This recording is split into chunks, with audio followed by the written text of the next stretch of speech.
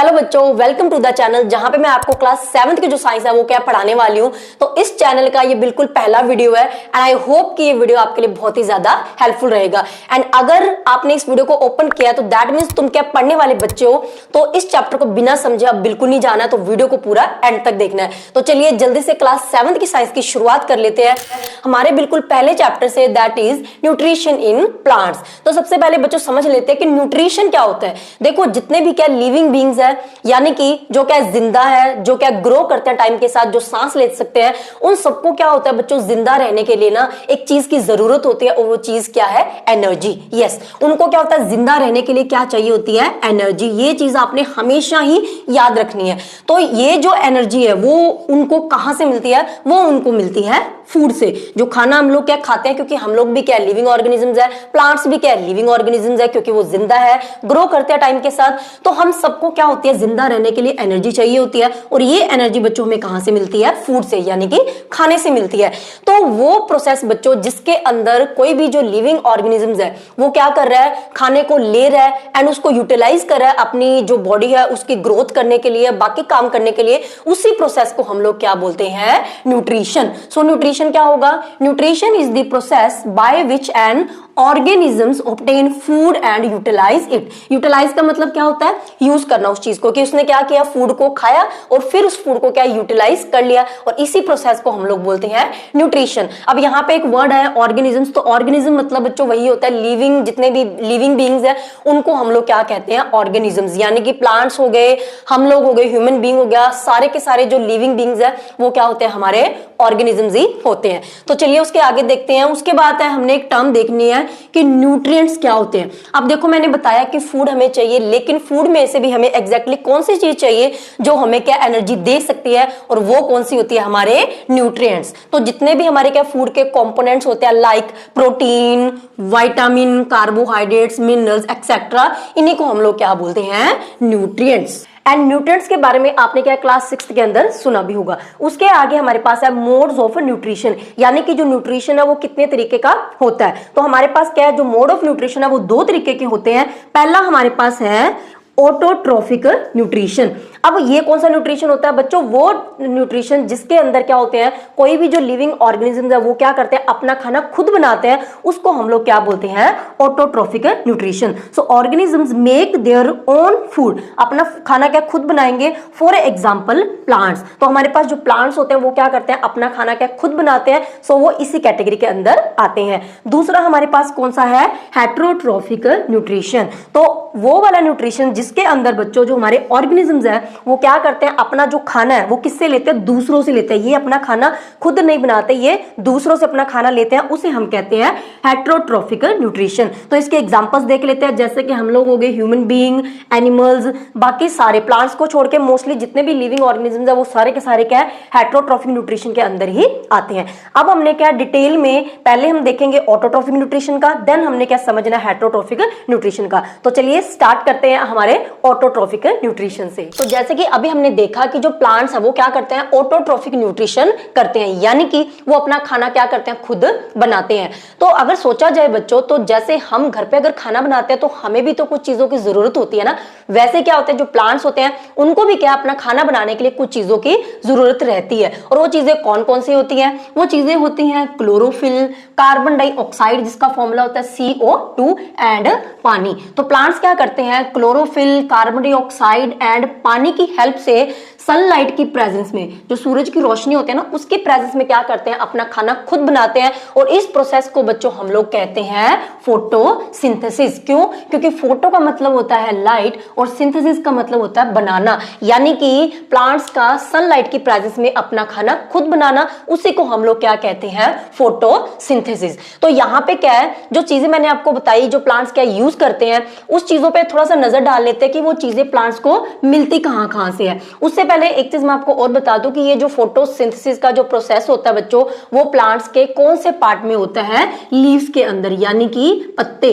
तो जो पत्ते होते हैं उसके अंदर क्या होता है, ये जो फोटोसिंथेसिस का प्रोसेस है वो क्या होता है, और प्लांट्स क्या करते हैं, अपना खाना लीव्स के अंदर बनाते हैं। इसीलिए लीव्स को एक और नाम से भी जाना जाता है, वो कौन सा होता है, फूड फैक्ट्रीज ऑफ प्लांट्स। तो ये आपको क्या 1 मार्क में क्वेश्चन आ सकता है कि फूड फैक्ट्रीज ऑफ प्लांट जो होता है वो किसको कहते हैं, तो आपने जो राइट आंसर लिखना है वो क्या होगा, हमारा लीव्स। चलिए आगे देखते हैं। तो जो रॉ मटेरियल्स है ये क्या है, प्लांट्स को कहां कहां से चीजें मिलती हैं, तो वो देख लेते हैं। पहली चीज है पानी। तो जो पानी है वो क्या है, प्लांट्स को मिलती है सॉइल से, यानी कि मिट्टी से, और ये प्लांट्स के अंदर एंटर कैसे करता है, एब्जॉर्ब्ड बाय दी रूट्स। जो प्लांट्स की रूट्स होती हैं वो क्या करते हैं, मिट्टी से जो पानी है उसको क्या एब्जॉर्ब कर लेते हैं, और इस तरीके से जो पानी है वो प्लांट्स के अंदर एंटर हो जाता है। दूसरा है कार्बन डाइऑक्साइड, जो कि एक क्या है, गैस है।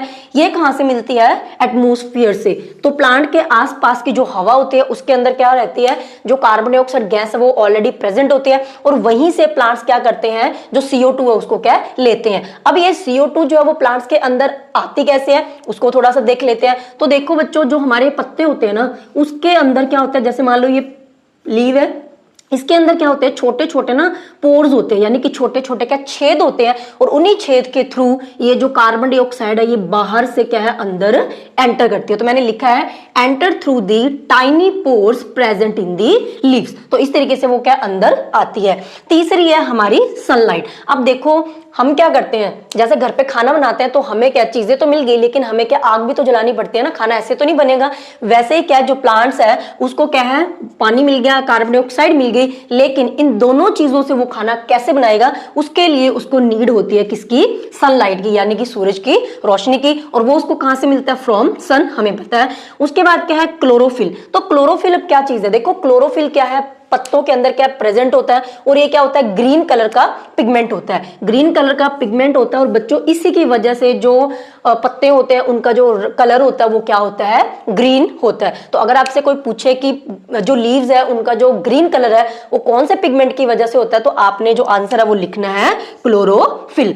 अब जो क्लोरोफिल है उसकी क्या इंपॉर्टेंस है, वो क्यों चाहिए। अब देखो मेन तो 2 चीजें चाहिए होती है प्लांट को, पानी एंड कार्बन डाइऑक्साइड, जो कि रॉ मटेरियल है, लेकिन सनलाइट चाहिए। लेकिन सनलाइट को ट्रैप कौन करता है, क्लोरोफिल। अब देखो आसपास में क्या प्लांट के सनलाइट है, लेकिन उस सनलाइट को क्या प्लांट ऐसे ले नहीं सकते, तो वो लेने का काम कौन करता है, क्लोरोफिल। तो क्लोरोफिल क्या पत्तों के अंदर मौजूद रहता है पहले से ही, तो वो क्या करता है, आसपास की जो सनलाइट होती है उसको क्या कैप्चर कर लेता है, यानी कि उसको क्या ट्रैप कर लेता है, अपने अंदर ले लेता है। और इस तरीके से क्या जो सनलाइट है वो क्या है, सनलाइट की जो एनर्जी होती है वो ट्रैप किसको करता है, सनलाइट की एनर्जी को ट्रैप करता है। तो वो एनर्जी जो है सनलाइट की वो क्या प्लांट्स के अंदर आ जाती है। तो इस तरीके से क्या है, जो चारों चीजें हैं उनकी हेल्प से क्या है, जो प्लांट्स है वो क्या करते हैं बच्चों, अपना खाना खुद बनाते हैं। तो इसको हम लोग क्या एक इक्वेशन में ऐसे भी लिख सकते हैं कि कार्बन डाइऑक्साइड प्लस वाटर, दोनों चीजों का यूज करके प्लांट्स क्या करते हैं, क्लोरोफिल एंड सनलाइट की प्रेजेंस में क्या करते हैं, अपना खाना बनाते हैं। तो जब ये खाना बनाएंगे तो वो जो खाना है वो किसकी फॉर्म में बनता है, यहाँ पे कार्बोहाइड्रेट। तो कार्बोहाइड्रेट क्या है, खाना ही है, फूड ही है, लेकिन प्लांट्स के अंदर जो खाना स्टोर होता है वो किसकी फॉर्म में बनता है, हमारा कार्बोहाइड्रेट। और साथ में यहाँ पे एक बहुत ही अच्छी बात ये है कि जब ये प्रोसेस होता है तो यहाँ पे जो बाई प्रोडक्ट है, यानी कि जो साथ में एक्स्ट्रा प्रोडक्ट निकलता है, वो कौन सी होती है, हमारी ऑक्सीजन गैस, जो कि हमारे लिए बहुत ही ज्यादा यूजफुल है। तो इस इक्वेशन को आपने क्या जरूर लिख के देखना, सो दैट आपको इसकी प्रैक्टिस हो जाए। अब यहाँ पे बच्चों देखा जाए तो फोटोसिंथेसिस का जो प्रोसेस है वो क्या एक बहुत ही ज्यादा इंपॉर्टेंट प्रोसेस है। अगर ये प्रोसेस ना होता, अगर प्लांट्स इस काम को नहीं कर पाते, तो क्या दुनिया में फूड बन पाता, तो आंसर है नो।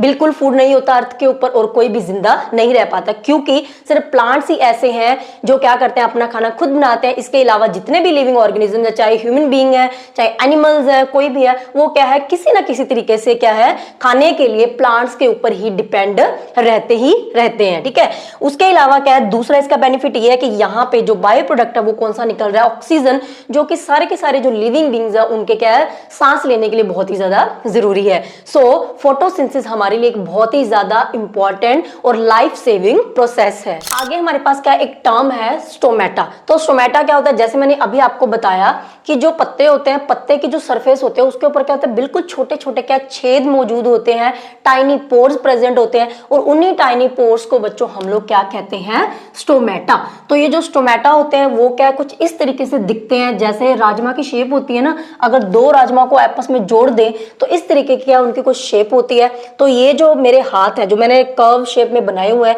इनको हम लोग क्या बोलते हैं, गार्ड सेल्स। और बीच की जो खाली जगह है यही हमारे क्या होते हैं, स्टोमेटा या स्टोमेटल पोर्स। तो जैसे यहाँ पे ये डायग्राम बनाई है तो इसको हम लोग क्या बोलते हैं, गार्ड सेल्स। तो ये क्या होते हैं, गार्ड सेल्स होते हैं, ठीक है। और बीच की जो जगह है खाली यही हमारे क्या है, पोर्स है या छोटे छोटे छेद है, तो इसको हम लोग क्या बोलते हैं, स्टोमेटल पोर्स, ठीक है, स्टोमेटल पोर्स। तो ये आपको पता होना चाहिए कि जो स्टोमेटा होता है, अगर आपसे पूछ सकते हैं कि जो स्टोमेटा होता है या स्टोमेटल पोर्स होते हैं वो किससे घिरे हुए होते हैं, तो आपने आंसर देना है गार्ड सेल्स। तो ये तो बच्चों क्या बात हो गई ग्रीन प्लांट्स की, मतलब कि ऐसे प्लांट्स जिनके अंदर क्या जो पत्ते थे वो क्या ग्रीन कलर के थे, तो हमें पता चल गया कि उनके अंदर तो क्या क्लोरोफिल प्रेजेंट है।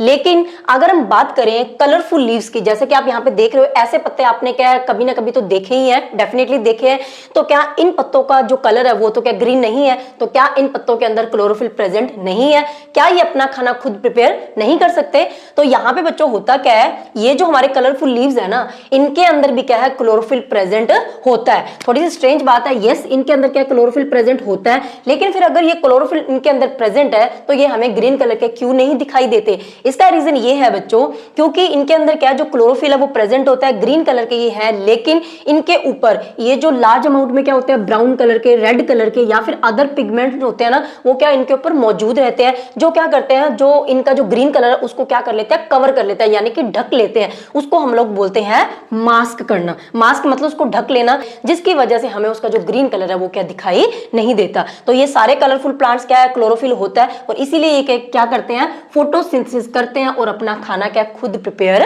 करते हैं। उसके बाद क्या, अगर हम एग्जांपल लें एल्गी की, तो आपने क्या है इस तरीके से क्या कभी ना कभी गंदे पानी के अंदर जो पानी क्या खड़ा हुआ होता है, जिसको हम लोग बोलते हैं स्टैग्नेंट वाटर, यानी कि जो पानी खड़ा हुआ होता है जिसमें से स्मेल आ रही होती है, या फिर पोन्ड्स जो होते हैं उसके अंदर आपने क्या कभी ना कभी इस तरीके का ग्रीन सी चीजें देखी होगी, तो इसे हम बोलते हैं एल्गी, और हिंदी में इसे कहते हैं काई। तो ये जो चीज होती है बच्चों, इनके अंदर भी क्या होती है, क्लोरोफिल क्या प्रेजेंट होता है, जिसकी वजह से इनका जो कलर है वो क्या है, ग्रीन दिखता है। और अगर इनके अंदर क्लोरोफिल है तो ये भी क्या करते हैं, फोटोसिंथेसिस का प्रोसेस कर सकते हैं और अपना खाना क्या है खुद प्रिपेयर करते हैं। तो चलिए नेक्स्ट टॉपिक है synthesis of food other than the carbohydrates. तो हमने देखा कि फोटोसिंथेसिस के अंदर जो फूड है वो किसके फॉर्म में प्रिपेयर हो रहा था, कार्बोहाइड्रेट्स।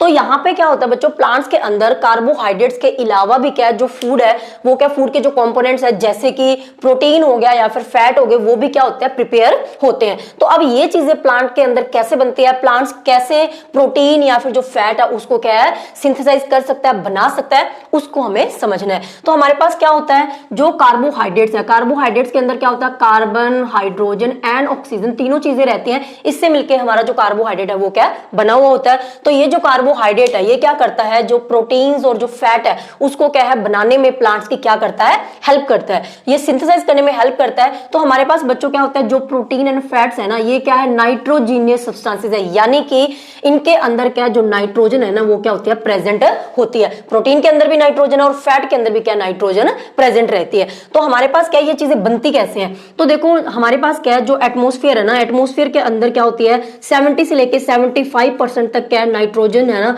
वो प्रेजेंट है। लेकिन वो जो नाइट्रोजन है वो किसकी फॉर्म में प्रेजेंट है, गैस की फॉर्म में। किसकी फॉर्म में है, गैसियस फॉर्म में प्रेजेंट है।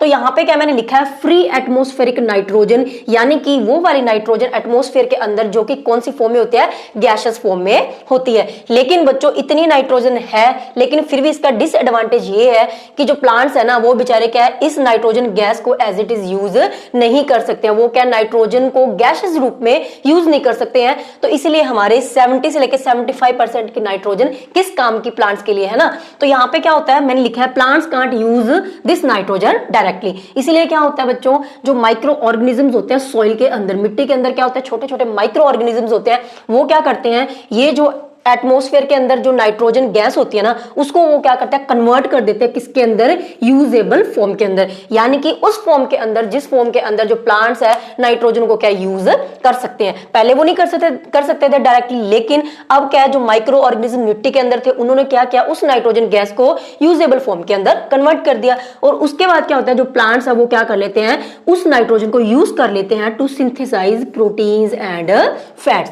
तो इस तरीके से क्या प्लांट्स के अंदर प्रोटीन एंड जो फैट है वो क्या है बनते हैं।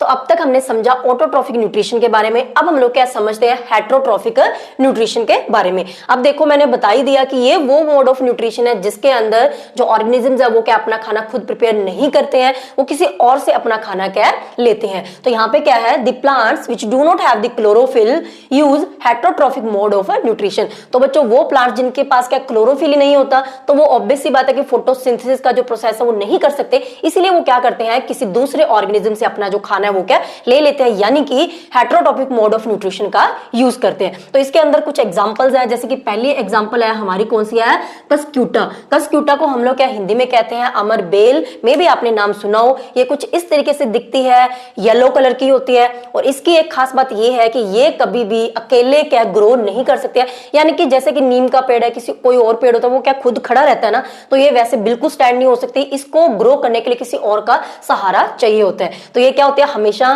किसी और प्लांट के ऊपर ही क्या लिपटी रहती है, और लिपट के ही क्या ये धीरे धीरे उसके ऊपर क्या ग्रो जो है वो करती है। और जो अमर बेल है इसके पास भी क्या होता है, जो क्लोरोफिल है वो नहीं होता है, इसीलिए ये क्या करते हैं, जिस प्लांट के ऊपर ये रैपअप होके रहती है, मींस जिसके ऊपर ये लिपटी रहती है, उसी से अपना जो न्यूट्रिएंट्स है वो क्या ये लेती है। तो यहाँ पे क्या मैंने कुछ लिखा है, जैसे कि मैंने बता ही दिया, अमर बेल क्या होती है, येलो कलर की होती है। It climbs on the plant and twining around the stem and branches. तो ये क्या होती है, दूसरे प्लांट की जो स्टेम एंड ब्रांचेस है उसके ऊपर क्या, ट्विनिंग का मतलब क्या होता है, लिपट जाना उसके ऊपर, जैसे कि आप फोटो में देख रहे हो।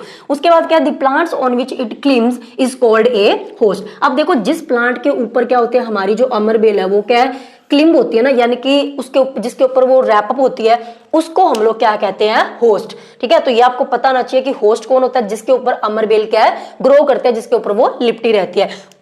और यहाँ पे जो अमर बेल है, क्योंकि वो क्या कर रही है बच्चों, जो होस्ट है यानी कि जो प्लांट है उससे क्या है, जो न्यूट्रिएंट्स है वो क्या ले रही है, इसीलिए इसको क्या बोला जाता है, पैरासाइट। क्योंकि पैरासाइट का मतलब होता है वो चीज जो क्या करे, दूसरों के ऊपर ही रहती है और उन्हीं से अपना क्या फूड जो है वो लेती है। तो सेकंड जो हमारे पास एग्जांपल है वो कौन सी है, पिक्चर प्लांट। पिक्चर प्लांट, इसकी जो शेप होती है वो कैसी होती है, मटके की जैसी होती है, इसीलिए इसका जो नेम है वो है पिक्चर प्लांट, क्योंकि पिक्चर का मतलब क्या होता है, मटका, राइट। तो उसकी जैसी शेप होती है इसकी। अब ये अपना फूड कैसे लेता है, देखो बच्चों, इसका जो फूड होता है ना, ये किसको खाता है, जो कीड़े मकोड़े होते हैं ना, इंसेक्ट्स होते हैं, उसको खाता है। तो अब कैसे उनको खाता है उसको देखते हैं। तो देखो इसकी जो शेप होती है ना वो क्या होता है, इस तरीके से मटके की जैसी इसकी कोई शेप होती है। यहाँ पे मान लीजिए इसका मुंह है, तो इसके ऊपर ना एक लिड लगी होती है, यानी कि एक ढक्कन जैसे लगा होता है। आप फोटो में भी देख सकते हो, इस तरीके से इसकी शेप होती है और एक ढक्कन इसके ऊपर क्या लगा हुआ होता है। अब जैसे क्या होगा, कोई भी इंसेक्ट जो है, कोई भी कीड़ा जो है वो क्या यहाँ पे आके बैठेगा, तो इसके अंदर क्या होते हैं ना, छोटे छोटे इस तरीके से डाउनवर्ड डायरेक्शन में हेयर लाइक स्ट्रक्चर्स होती हैं। ठीक है, तो जैसे इसके ऊपर बैठेगा वो फिसल के क्या इसके अंदर गिर जाता है, और यहाँ पे ये जो हेयर्स है इसके अंदर क्या टैंगल्ड हो जाता है, यानी कि इसके अंदर ही क्या फंस जाता है, उलझ जाता है, तो बेचारा बाहर निकल ही नहीं पाता। और जैसे ही अंदर जाता है साथ के साथ ये जो ढक्कन है बच्चों वो क्या होता है, बंद हो जाता है। ठीक है, तो मैंने वही लिखा है कि insect land in the picture, जैसे उसके अंदर क्या लैंड करता है, देन लिड क्लोजेस, तो जो ढक्कन है, लिड का मतलब क्या, ढक्कन जो उसके ऊपर लगा वो बंद हो जाता है। And insect trapped inside the picture, trapped का मतलब क्या, उसके अंदर क्या फंस जाता है। उसके बाद क्या होता है, इसके अंदर ये जो हमारा पिक्चर प्लांट है इसके अंदर क्या है, कुछ डाइजेस्टिव जो जूस होते हैं ना वो क्या होते हैं, रिलीज होते हैं। डाइजेस्टिव जूस यानी क्या, कुछ लिक्विड टाइप की चीज होती है, वो इसके अंदर क्या है, प्लांट के अंदर क्या अपने आप पैदा होती है, और वही डाइजेस्टिव जूस क्या करते हैं, उस कीड़े को मार के उसको क्या हजम कर जाता है, यानी कि उसको डाइजेस्ट कर जाता है। तो इस तरीके से ये क्या अपना जो खाना है वो क्या ऑब्टेन करता है। चलो अब आगे क्या समझ लेते हैं सेप्रोट्रॉफिक न्यूट्रिशन के बारे में। देखो ये वो मोड ऑफ न्यूट्रिशन होता है बच्चों जिसके अंदर जो ऑर्गेनिजम्स होते हैं ना वो क्या करते हैं, डेड और डिकेइंग मैटर, यानी कि जो मरी हुई और गली सड़ी जो चीजें होती है ना उनको एज ए फूड क्या है वो खाते हैं, और इस मोड ऑफ न्यूट्रिशन को हम लोग कहते हैं सेप्रोट्रॉफिक न्यूट्रिशन। और वो प्लांट्स जो इस मोड ऑफ न्यूट्रिशन को यूज करते हैं उसको हम लोग कहते हैं सेप्रोट्रोप्स। क्या कहते हैं, सेप्रोट्रोप्स। तो इसके एग्जांपल है, जैसे कि हमारे पास होती है फंगी। फंगी क्या सेप्रोट्रोप्स की ही एक एग्जांपल है, क्योंकि ये हमेशा क्या गली सड़ी हुई जो चीजें होती है ना उसी को एज ए फूड क्या है अपना खाती है। तो ये कैसे अपना फूड ऑब्टेन करते हैं, जैसे कि आपने क्या, फंगी लगती कहां पे पहले वो देख लेते हैं। तो जैसे कि आपने इस तरीके का ब्रेड देखा होगा, जो खराब हुई ब्रेड है वो आपने डेफिनेटली देखी होगी।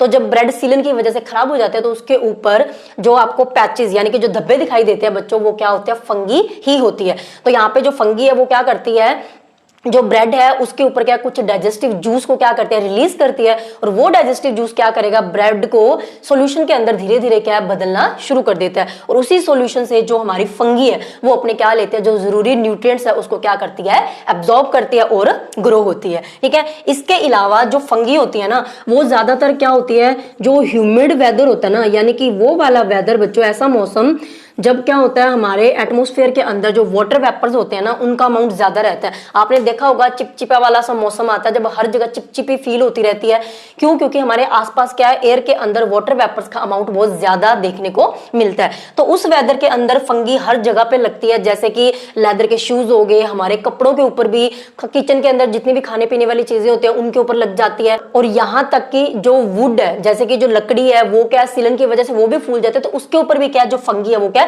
लग जाते हैं, और उन सारी चीजों को क्या ये खराब कर देती है। अब रीजन हमें देखना है कि जो फंगी है वो ह्यूमिड वेदर में ही क्यों ज्यादा पैदा होते हैं। तो देखो बच्चों, हमारे पास क्या होते हैं, फंगल स्पोर्स।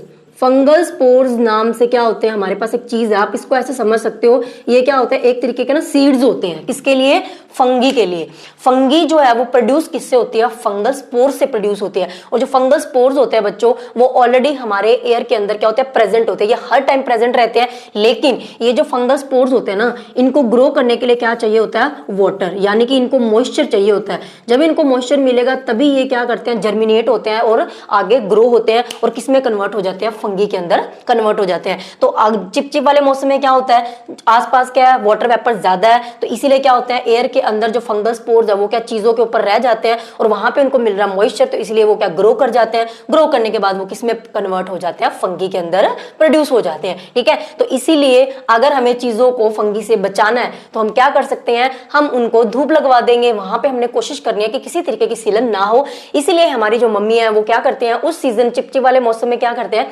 किचन के अंदर जितना भी सामान पड़ा होता है ना खाने पीने वाली चीजें, उनको धूप जरूर लगवाते रहते हैं, बिकॉज अगर वहां पे मॉइस्चर ही नहीं होगा तो जो फंगल स्पोर्स है वो कभी भी जर्मिनेट हो ही नहीं पाएंगे। ठीक है, इसके अलावा बच्चों सारी की सारी जो फंगी होते हैं वो हमारे लिए क्या जरूरी नहीं है कि वो हमारे लिए हार्मफुल ही हो, सारी की सारी फंगी हमारे लिए हार्मफुल नहीं होती हैं। ठीक है, कुछ फंगी ऐसे भी होते हैं जैसे कि मशरूम हो गया या फिर यीस्ट होगी, ये हमारे लिए क्या बहुत ही काम की चीज है, इनकी तो हम लोग क्या सब्जी भी बनाते हैं, तो ये हमारे लिए डेफिनेटली काम की चीज है। तो चलो जल्दी से देख लेते हैं हमारे लास्ट टॉपिक को, वो क्या है, सिम्बायोसिस। सिम्बायोसिस क्या होता है बच्चों, सिम्बायोसिस क्या है, एक ऐसा रिलेशनशिप है जहां पे क्या होता है, दो ऑर्गेनिजम्स क्या होते हैं, एक दूसरे के साथ रहते हैं अपने अपने फायदे के लिए। दो ऑर्गेनिजम्स एक साथ रह रहे हैं, इस ऑर्गेनिजम्स को इसका कोई फायदा होता है, इस ऑर्गेनिजम को इसका कोई फायदा होता है, तो ऐसे रिलेशनशिप को बच्चों हम लोग बोलते हैं symbiosis. So some organisms live together and share shelter and nutrients.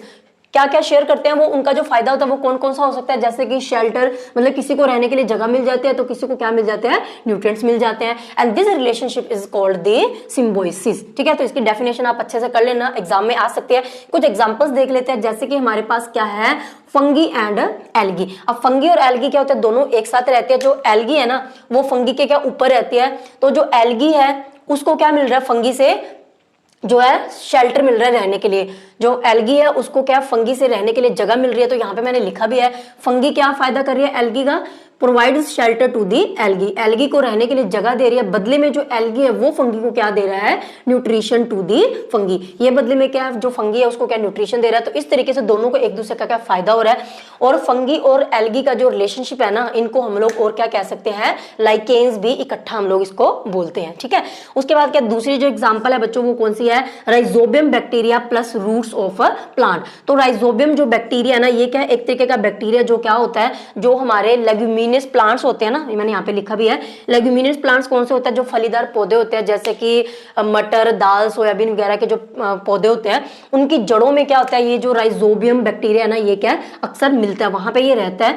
तो यहाँ पे क्या होता है, जो राइजोबियम बैक्टीरिया है ये क्या कर रहा है, ये क्या प्लांट्स की रूट में रहता है, तो इसको क्या है, जो प्लांट है उसकी रूट से क्या मिल रहा है, रहने के लिए जगह मिल रही है। तो रूट्स ऑफ प्लांट क्या इसको प्रोवाइड कर रहे हैं, प्रोवाइड शेल्टर एंड फूड। बदले में प्लांट को क्या फायदा हो रहा है, राइजोबियम को अपनी जड़ों में रखने का। तो फायदा बच्चों उसको ये हो रहा है, क्योंकि राइजोबियम बैक्टीरिया जो है ना, ये क्या है, मैंने आपको बताया था, जो प्लांट्स है वो क्या नाइट्रोजन को यूज करना चाहते हैं, ठीक है, न्यूट्रिएंट्स को बनाने के लिए, जैसे प्रोटीन हो गया, फैट हो गया, लेकिन वो उस नाइट्रोजन को एज इट इज यूज नहीं कर सकते जो एटमोस्फेयर में प्रेजेंट है। वो नाइट्रोजन गैस को नहीं यूज कर सकते, इसीलिए एटमोस्फेरिक नाइट्रोजन को पहले क्या एक यूजेबल फॉर्म के अंदर कन्वर्ट किया जाता है, जो हमने पहले समझा था। तो उसके अंदर हेल्प कौन करता है? Rhizobium bacteria. ये क्या करता है? एटमॉस्फेयर के अंदर जो नाइट्रोजन होती है ना, उसको ये क्या कन्वर्ट कर देता है उस फॉर्म के अंदर जिस फॉर्म में नाइट्रोजन को क्या प्लांट्स यूज कर सकते हैं। तो इसका ये फायदा है, इसीलिए क्या जो प्लांट है वो अपनी रूट्स के अंदर क्या राइजोबियम बैक्टीरिया को रहने देता है। ठीक है, तो यहाँ पे मैंने लिखा ये क्या करेगा? Provides usable form of the nitrogen to the plants, और बदले में प्लांट्स इसको क्या शेल्टर एंड फूड प्रोवाइड कर देगा। इसके बाद क्या एक छोटा सा टॉपिक है, वो कौन सा है?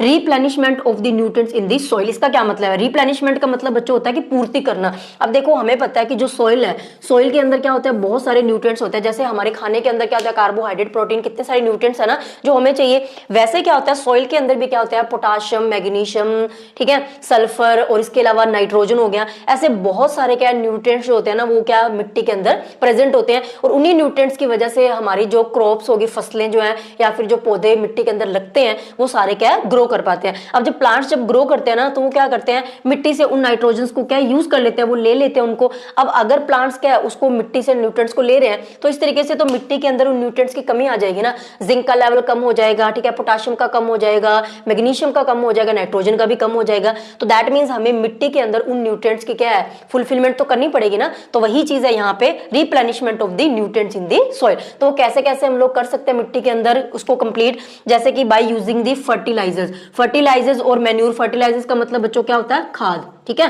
तो जो खाद होती है ना उसको हम लोग क्या डाल देते हैं, क्योंकि फर्टिलाइजर्स के अंदर क्या होता है? न्यूट्रिएंट्स होते हैं लार्ज अमाउंट में। तो वो जब उनको उसको क्या सॉइल के अंदर डालेंगे तो उस न्यूट्रिएंट्स की जो कमी है सॉइल के अंदर वो क्या कर देगा? पूरी कर देगा। ठीक है, मिट्टी को एक्स्ट्रा से वो क्या न्यूट्रिएंट्स मिल जाएंगे फर्टिलाइजर से। इसी तरीके से क्या बाय राइजोबियम। अब देखो जहां पे क्या लेग्यूमिनस प्लांट्स लगे होते हैं ना, जिस मिट्टी के अंदर लेग्यूमिनस प्लांट्स लगे होते हैं वहां पे हमें क्या होता है? ये जो फर्टिलाइजर्स है ना वो क्या कम डालने पड़ते हैं। रीजन बीइंग इज कि जो लेग्यूमिनस प्लांट्स है उनके अंदर क्या होता है? राइजोबियम बैक्टीरिया ऑलरेडी बैठा होता है। तो वो क्या करता है? जो नाइट्रोजन है उसको क्या ट्रैप कर लेता है और उसको क्या यूजेबल फॉर्म के अंदर कन्वर्ट कर देता है। तो उस नाइट्रोजन को क्या प्लांट्स यूज कर सकते हैं। तो इस तरीके से ये क्या करता है? नाइट्रोजन की कमी को क्या ऑलरेडी ये क्या है कंप्लीट कर देता है। तो इस तरीके से कुछ क्या है मिट्टी के अंदर जो न्यूट्रिएंट्स की कमी है वो क्या कंप्लीट हो जाती है। तो ये तो था बच्चों हमारा क्या कंप्लीट चैप्टर। एक और टर्म इसके अंदर रह गई, वो कौन सी है? हेट्रोट्रोप्स। अब हेट्रोट्रोप्स क्या होते हैं? देखो हेट्रोट्रोप्स का मतलब क्या होता है? वो ऑर्गेनिज्म जो क्या हेट्रोट्रोपिक मोड ऑफ न्यूट्रिशन को करते हैं उसी को हम लोग क्या कहते हैं? हेट्रोट्रोप्स। तो सारे के सारे जो एग्जांपल्स हमने पढ़े हेट्रोट्रोपिक मोड ऑफ न्यूट्रिशन के अंदर वो सारे के सारे क्या हेट्रोट्रोप्स ही है। जैसे कि मैंने आपको बताया था पिक्चर प्लांट, तो वो क्या था? इंसेक्टिवोरस प्लांट था ना, तो वो भी क्या है? हेट्रोट्रोप की ही एक एग्जाम्पल, हम उसको हेट्रोट्रोप्स भी बोल सकते हैं।